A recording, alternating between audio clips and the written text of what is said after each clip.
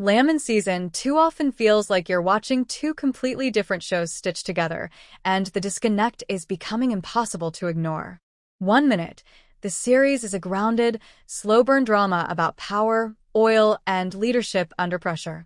The next, it veers into awkward comedy, scattered romance, and side plots that feel like they belong to an entirely different tone and genre.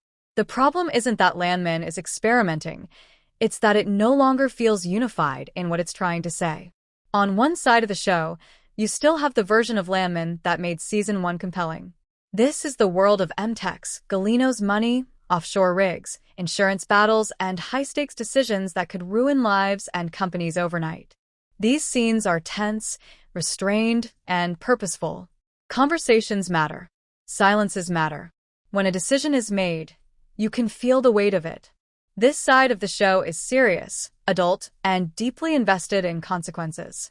On the other side, there's a version of Landman that feels far looser and more chaotic.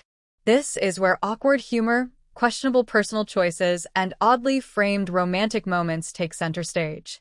These scenes often feel tonally disconnected from the corporate drama. The stakes shrink. The urgency fades. Instead of tension, there's discomfort, and not always the intentional kind. The problem isn't that personal stories exist. In fact, Landman has always thrived on showing how professional pressure bleeds into private life. But in Season 2, that balance is off. The personal scenes don't always deepen the main story. Sometimes they interrupt it. You can almost feel the narrative momentum pause while the show detours into moments that don't clearly serve the larger arc. Tommy's storyline is the clearest example of this split. In one thread, he's a man drowning under the weight of being both M-Tex's president and a Landman, making compromises that erode his authority and identity. In the other, he's involved in increasingly bizarre family situations and uncomfortable humor that undermine the seriousness of his professional struggle.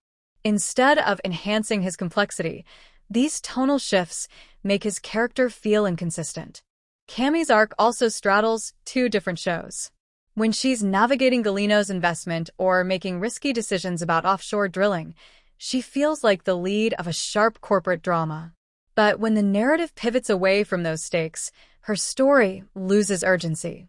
The show doesn't always give her choices the space they need to resonate, making her character feel underdeveloped in one moment and overpowering in the next. Gallino, meanwhile, exists almost exclusively in the serious version of the show. His scenes are calculated, restrained, and threatening in a quiet way. Whenever the narrative shifts away from him, the contrast becomes even more jarring. It's as if he walked in from a different series entirely, one with clearer stakes and tighter writing. The offshore rig storyline should have been the bridge between these two tones. It has the scale and danger to justify heightened emotion, but also the realism to ground the drama. Instead, it often feels oddly sidelined. The show references its importance without fully committing to exploring its consequences, making it feel like a missed opportunity to unify the season. This tonal split also affects pacing. Episodes jump from intense, slow-burning scenes to abrupt, lighter moments without enough transition. The audience doesn't get time to emotionally recalibrate. What should feel layered instead feels disjointed. The result is a season that lacks rhythm. It never fully settles into a consistent emotional flow. What makes this especially frustrating is that both shows work on their own. The corporate drama is compelling. The character moments, when grounded, can be effective. The issue is that Season 2 keeps switching between them without weaving them together. Instead of complementing each other, they compete for attention. The absence of a strong unifying presence, like John Hamm's Monty in Season 1, only amplifies this problem. Without a central authority figure anchoring the tone, the show drifts. Each storyline feels like it's operating under slightly different rules, with different expectations for realism, consequence, and emotional weight. At times, it feels like Landman hasn't decided whether it wants to be a sharp industry drama or a messy family saga with dark humor. Trying to be both isn't inherently wrong, but it requires careful balance. Season 2 often lacks that balance, leaving the audience unsure how seriously to take what they're watching. And that uncertainty is the real issue.